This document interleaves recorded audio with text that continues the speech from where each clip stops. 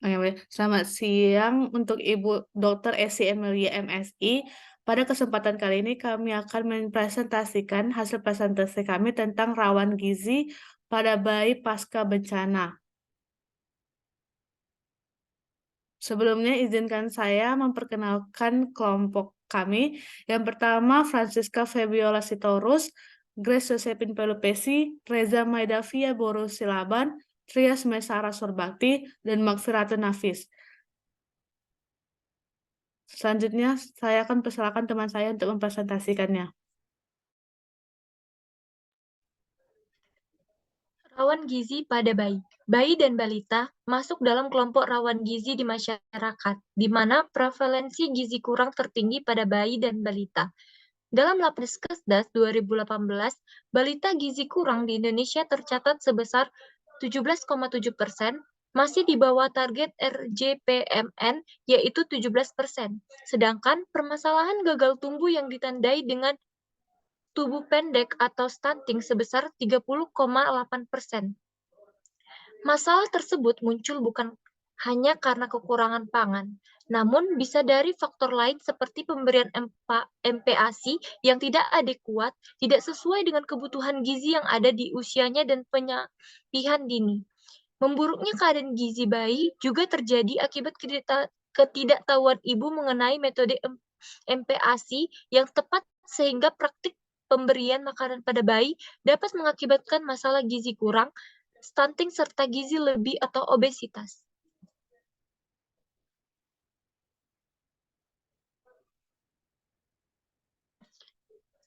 Baik, selanjutnya, usia 0-24 bulan merupakan masa pertumbuhan dan perkembangan yang pesat, sehingga kerap diistilahkan sebagai periode emas sekaligus periode kritis. Periode emas dapat diwujudkan apabila pada masa ini bayi dan anak memperoleh asupan gizi yang sesuai untuk tumbuh kembang yang optimal. Sebaiknya, apabila bayi dan anak pada masa ini tidak memperoleh makanan sesuai kebutuhan gizinya, maka periode emas akan berubah menjadi periode kritis yang akan mengganggu tumbuh kembang bayi dan anak, baik pada saat ini maupun masa selanjutnya. Dikutip dari Minarti dan Mulyani 2014, memiliki 129 gunung api aktif dan berada pada pertemuan 3 lempeng tektonik aktif dunia membuat wilayah Indonesia memiliki potensi bencana alam maupun non-alam. Menghadapi ancaman bencana tersebut, pemerintah mengatur dalam Undang-Undang Nomor 24 Tahun 2007 mengenai upaya penanggulangan bencana yang menyebutkan bahwa penanganan bencana bukan hanya peran pemerintah, namun juga peran masyarakat, lembaga usaha, dan lembaga internasional.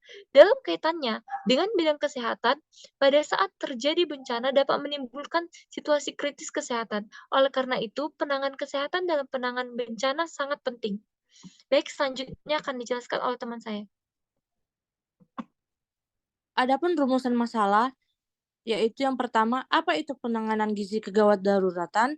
Yang kedua, apa manfaat melakukan penanganan gizi kegawat daruratan? Yang ketiga, bagaimana siklus penanganan gizi kegawat daruratan pada bayi? Adapun tujuan yang pertama yaitu menjelaskan apa itu penanganan gizi kegawat daruratan. Yang kedua, menjelaskan manfaat dari melakukan penanganan gizi kegawat daruratan. Yang ketiga, menjelaskan siklus penanganan gizi kegawat daruratan pada bayi. Selanjutnya akan dipaparkan oleh teman saya. Baik, pada pembahasan yang pertama ada penanganan gizi pada kondisi gawat darurat atau penanggulangan bencana adalah kegiatan yang dilakukan untuk menangani masalah-masalah gizi yang terjadi pada saat darurat. Kegiatan penanggulangan bencana ini dimulai dari pra-bencana, tanggap darurat, dan pasca bencana.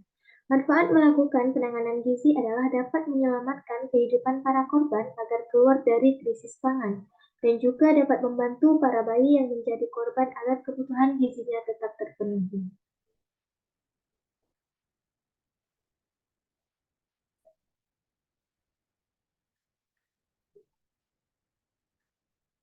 Selanjutnya, Peraturan Menteri Kesehatan PMK Nomor 75 Tahun 2019 disebutkan bahwa pelayanan gizi adalah salah satu pelayanan yang perlu dilakukan sebagai bagian dari penanggulangan krisis kesehatan.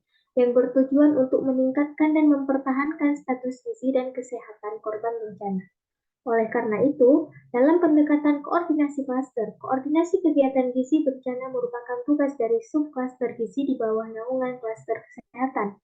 Kegiatan pokok yang dilakukan subklaster gizi atau disebut sebagai respon gizi pada situasi tanggap bencana ada 4, yaitu yang pertama ada pemberian makan bayi dan anak, pencegahan dan penanggulangan gizi buruk, suplementasi gizi dan dukungan gizi pada kelompok rentan, penentuan sasaran dan kebutuhan dari kegiatan tersebut didapat dari kegiatan Rapid Health Assessment atau RHA. Gizi yang dilakukan sebelumnya atau maksimal 24 jam setelah dinyatakan bencana. Untuk slide selanjutnya akan dijelaskan oleh rekan saya. Selanjutnya ada penanganan gizi bayi 0 sampai 5 bulan.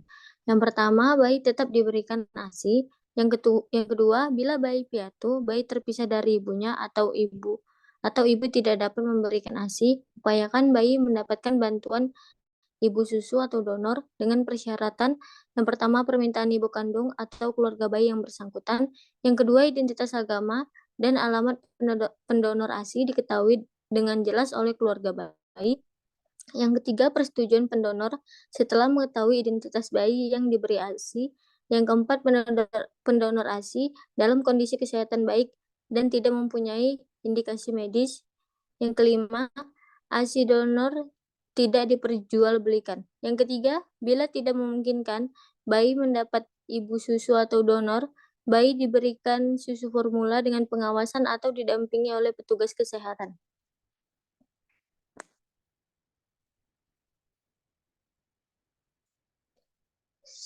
Selanjutnya ada kegiatan gizi. Selanjutnya kesimpulan. Indonesia merupakan negara yang sangat rawan bencana alam seperti gempa bumi, tsunami, letusan gunung berapi, tanah longsor, banjir, dan angin puting beliung. Sekitar 13% gunung berapi dunia yang berada di Kepulauan Indonesia berpotensi menimbulkan bencana alam dengan intensitas dan kekuatan yang berbeda-beda. Rangkaian peristiwa yang mengancam dan mengganggu kehidupan dan penghidupan masyarakat sehingga rentan terjadi penurunan status gizi terhadap korban bencana, terutama bayi pada kejadian bencana sulit untuk mendapatkan ASI jika bayi terpisah dengan ibunya. Tetapi, bayi harus tetap mendapatkan asupan MPASI bisa menggunakan ibu susu donor, namun itu harus merupakan permintaan dari ibu atau keluarga bayi dan pendonor ASI dalam kondisi kesehatan baik dan tidak mempunyai indikasi medis. ASI tidak untuk diperjualbelikan jika tidak memungkinkan, bisa diberikan susu formula. Selanjutnya, saya kembalikan kepada moderator. Baiklah, itulah merupakan hasil presentasi kami. Sebelumnya terima kasih untuk Ibu. Selamat siang, Bu.